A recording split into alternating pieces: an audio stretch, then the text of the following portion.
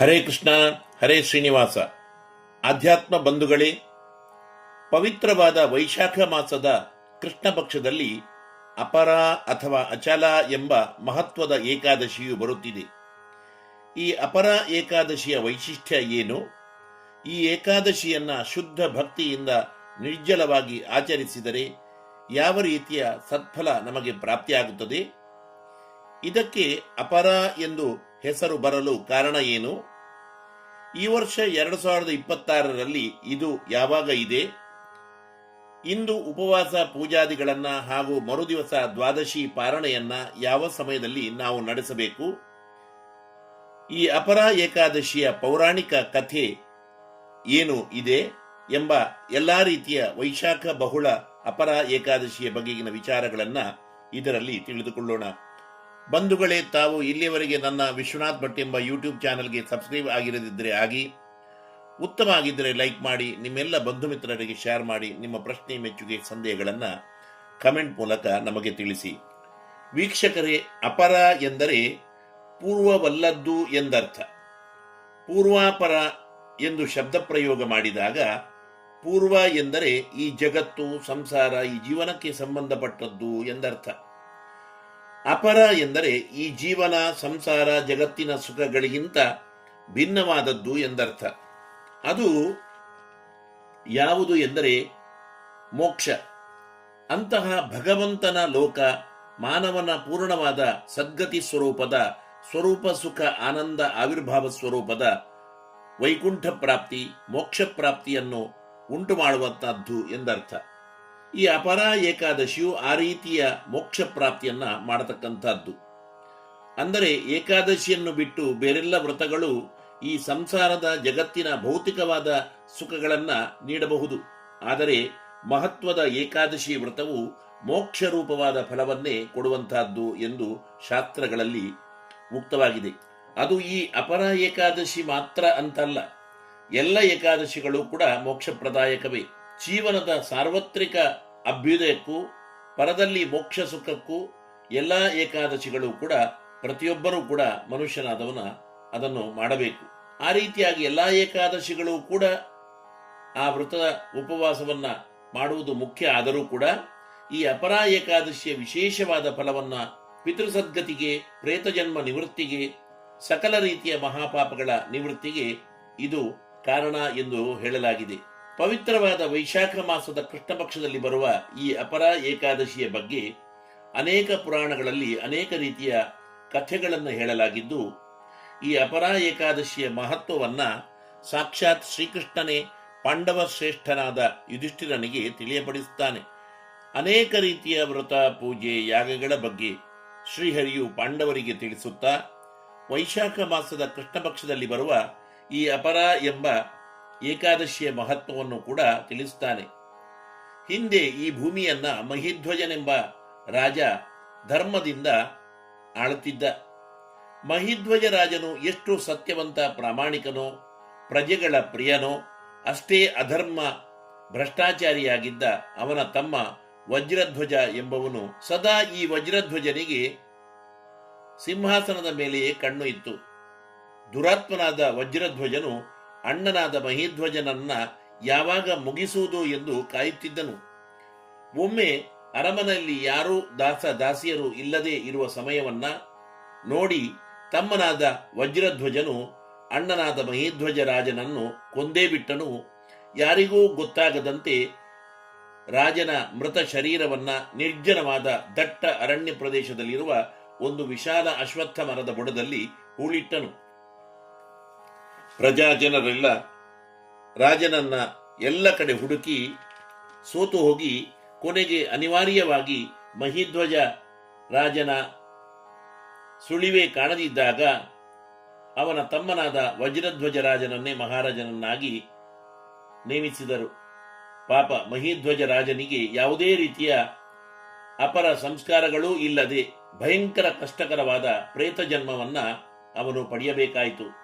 ದಟ್ಟ ಅರಣ್ಯ ಪ್ರದೇಶದಲ್ಲಿರುವ ಆ ಅಶ್ವತ್ಥ ಮರವನ್ನೇ ತನ್ನ ವಾಸಸ್ಥಾನವನ್ನಾಗಿ ಮಾಡಿಕೊಂಡು ಆ ದಾರಿಯಲ್ಲಿ ಬರುವ ಎಲ್ಲ ಜನರಿಗೂ ಪೀಡಕನಾಗಿಯೂ ತನ್ನ ಈ ಪ್ರೇತ ಜನ್ಮದಿಂದ, ಬ್ರಹ್ಮರಾಕ್ಷಸ ಜನ್ಮದಿಂದ ಹಿಂಸೆಯನ್ನ ಹೊಂದಿದವನಾಗಿಯೂ ಕೂಡ ನಿರಂತರ ದುಃಖ ಪಡುತ್ತಿದ್ದ ರಾಜ. ಒಂದು ದಿನ ಆ ದಾರಿಯಲ್ಲಿ ಮಹಾನುಭಾವರಾದ ತಪಸ್ವಿಗಳಾದ ದೌಮ್ಯ ಋಷಿಗಳು ಶಿಷ್ಯರೊಂದಿಗೆ ತೆರಳುತ್ತಿದ್ದರು. ತನ್ನ ಕಷ್ಟಕಾಲ ಮುಗಿಯಿತು ಎಂದು ರೋಧಿಸುತ್ತಾ ಆ ಬ್ರಹ್ಮರಾಕ್ಷಸವು ಯೋಗಿಗಳಾದ ದೌಮ್ಯರ ಕಾಲನ್ನ ಹಿಡಿದು ಬೇಡಿತು, ಮಹಾತ್ಮರೇ, ನನ್ನ ಈ ವಿಚಿತ್ರ ಹಿಂಸಾಕಾರಿಯಾದ ಬ್ರಹ್ಮರಾಕ್ಷಸ ಶರೀರವನ್ನು ನಾಶಗೊಳಿಸಿ ಸದ್ಗತಿಯ ದಾರಿಯನ್ನ ತಾವು ಕರುಣಿಸಿ, ತಾವು ಮಹಾತ್ಮರು ಎಂದು ಬೊಬ್ಬಿಡುತ್ತಾ ಅಂಗಲಾಚಿದನು. ಧರ್ಮಾಚರಣೆ, ಶ್ರೀಹರಿಭಕ್ತಿ, ಜೀವನದ ಉದ್ದಕ್ಕೂ ಸತ್ಯ ಪ್ರಾಮಾಣಿಕತೆಯಿಂದ ಜೀವನಗೈದ ಮಹಿಧ್ವಜ ರಾಜನ ಪುಣ್ಯ ಫಲದಿಂದಾಗಿ ದೌಮ್ಯ ಋಷಿಗಳ ಸಂದರ್ಶನ ಆಯಿತು. ಮುನಿಗಳಾದ ದೌಮ್ಯರು ಮಹಿಧ್ವಜ ರಾಜನಿಗೆ, ರಾಜ, ದುಃಖಿಸದಿರು. ಈ ಜೀವನದ ಎಲ್ಲಾ ಲೌಕಿಕ ಹಾಗೆಯೇ ಪಾರತ್ರಿಕವಾದ ಚಿಂತೆಗಳನ್ನ, ದುಃಖಗಳನ್ನ ನಿವಾರಿಸುವ ಮಹಾವ್ರತ ಒಂದಿದೆ. ಅದನ್ನು ಯಾವ ರೂಪದಲ್ಲಿ ಯಾರು ಯಾವಾಗಲೂ ನಡೆಸಿದರೆ ಉತ್ತಮವಾದ ಸತ್ಫಲ ಪ್ರಾಪ್ತಿ ಇದೆ. ಪ್ರತಿಯೊಬ್ಬರೂ ಈ ಮಹಾವ್ರತವನ್ನ ತಮ್ಮ ಆತ್ಮೋದ್ಧಾರಕ್ಕಾಗಿ ನಡೆಸಲೇಬೇಕು. ಯಾವ ಖರ್ಚು ಇಲ್ಲದ ಈ ವ್ರತದಲ್ಲಿ ಶ್ರೀ ಹರಿನಾಮ ಸ್ಮರಣೆಯೇ ಮುಖ್ಯ ಆಹಾರ ಆಗಿರಬೇಕು. ಬೇರೆಲ್ಲ ರೀತಿಯ ಜಲ ಆಹಾರಗಳನ್ನ ಅಂದಿನ ದಿವಸ ತ್ಯಾಗ ಮಾಡಿ ಪೂರ್ಣ ದಿನದಲ್ಲಿ ದಶಮಿ, ದ್ವಾದಶಿ ಎಂಬ ಹರಿದಿನಗಳ ಒಟ್ಟಿಗೆ ಪೂರ್ಣವಾದ ಏಕಾದಶಿ ಆಚರಣೆಯೊಂದಿಗೆ ಮುಂದೆ ಬರುವ ವೈಶಾಖ ಬಹುಳ ಏಕಾದಶಿ ಅದನ್ನ ನೀನು ಶ್ರದ್ಧಾಭಕ್ತಿಯಿಂದ ನಡೆಸು ಎಂಬುದಾಗಿ ಹೇಳಿದಾಗ, ದೌಮ್ಯ ಋಷಿಗಳ ಮಾತಿನಂತೆ ತನ್ನ ಭಯಂಕರವಾದ ಪ್ರೇತ ಜನ್ಮದಿಂದ ನಿವೃತ್ತಿಯನ್ನ ಪಡೆಯುವುದಕ್ಕಾಗಿ ಆ ಕಷ್ಟಕರವಾದ ಶರೀರದಲ್ಲಿಯೂ ಕೂಡ ಭಕ್ತಿಯಿಂದ ಕಾಡಿನಲ್ಲಿಯೇ ಭಗವಂತನ ಪೂಜೆ, ಸ್ಮರಣೆ, ಏಕಾದಶಿ ಉಪವಾಸ, ಜಾಗರಣೆಗಳನ್ನು ನಡೆಸಿ ಮರುದಿವಸ ದ್ವಾದಶಿ ಕಾಡಿನ ಹಣ್ಣುಗಳನ್ನೇ ಶ್ರೀಹರಿಗೆ ಅರ್ಪಿಸಿ ಪಾರಣೆಯನ್ನು ನಡೆಸಿ ಕೃಷ್ಣಾರ್ಪಣ ಮಾಡಿದನು. ವೈಶಾಖ ಬಹುಳ ಏಕಾದಶಿಯ ಉಪವಾಸ ಆಚರಣೆಯ ಪುಣ್ಯ ಫಲದಿಂದ ಶ್ರೀಹರಿಯ ಅನುಗ್ರಹ ವಿಶೇಷದಿಂದ ಮಹಿಧ್ವಜ ರಾಜ ತನ್ನ ಪ್ರೇತ ಶರೀರ ಬ್ರಹ್ಮರಾಕ್ಷಸ ಜನ್ಮವನ್ನ ಕಳೆದುಕೊಂಡ. ದಿವ್ಯವಾದ ಅಲೌಕಿಕ ಶರೀರವು ಅವನಿಗೆ ಪ್ರಾಪ್ತಿಯಾಗಿ ಉತ್ತಮವಾದ ಸ್ವರ್ಗಲೋಕವನ್ನ ಪಡೆದ. ಅಂದಿನಿಂದ ಈ ಮಹತ್ತರವಾದ ಪಾಪ ನಿವಾರಕವಾದ ಏಕಾದಶಿಗೆ ಅಪರ ಎಂದು ಹೆಸರು ಬಂದಿತು ಎಂದು ಶ್ರೀಕೃಷ್ಣನು ಧರ್ಮರಾಜಾದಿಗಳಿಗೆ ಈ ಏಕಾದಶಿಯ ಮಹತ್ವದ ಕಥೆಯನ್ನು, ಅದನ್ನ ಹೇಗೆ ನಡೆಸಬೇಕು, ಪೂಜೆ, ಪಾರಣೆ, ಎಲ್ಲರ ವಿಧಿ ವಿಧಾನಗಳನ್ನು ಕೂಡ ತಿಳಿಸುತ್ತಾನೆ. ಇಂತಹ ಅತ್ಯಂತ ಮಹತ್ವದ ಪಿತೃದೇವತೆಗಳ ಅನುಗ್ರಹವನ್ನು, ಭಯಂಕರ ಪಾಪಗಳಿಗೆ ಪರಿಹಾರ ರೂಪವಾಗಿಯೂ ಶ್ರೀಹರಿಯ ವಿಶೇಷ ಅನುಗ್ರಹವನ್ನು ಕೊಡತಕ್ಕಂತಹ, ಮೋಕ್ಷ ರೂಪವಾದ ಸುಖವನ್ನೇ ಕೊಡತಕ್ಕಂತಹ ಅಪರ ಎಂಬ ಏಕಾದಶಿಯು ಈ ವರ್ಷ 2026ರಲ್ಲಿ ಮೇ ತಿಂಗಳಲ್ಲಿ 13ನೇ ತಾರೀಕು ಬುಧವಾರ ಬರುತ್ತಿದೆ. ಏಕಾದಶಿ ತಿಥಿಯು ಮೇ 12ನೇ ತಾರೀಕು ಮಂಗಳವಾರ ಮಧ್ಯಾಹ್ನ 2:55 13ನೇ ತಾರೀಕು ಬುಧವಾರ ಮಧ್ಯಾಹ್ನ 1:29 ಇದ್ದು, ಈ ದಿವಸವೇ ಎಲ್ಲ ಭಕ್ತರು ಅಪರ ಏಕಾದಶಿಯನ್ನ ಆಚರಣೆ ಮಾಡಬೇಕು, ಉಪವಾಸ ವ್ರತವನ್ನ ನಡೆಸಬೇಕು.